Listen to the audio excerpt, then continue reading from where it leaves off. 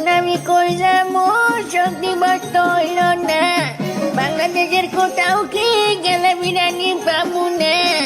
আসিনারে কত বুঝাইছি বাড়াবাড়ি করো না, জনগণের চেষ্টা গেলে দেশে জায়গা পাবা না। কোনো কথা না শুনে শেষ পর্যন্ত পলাইলো।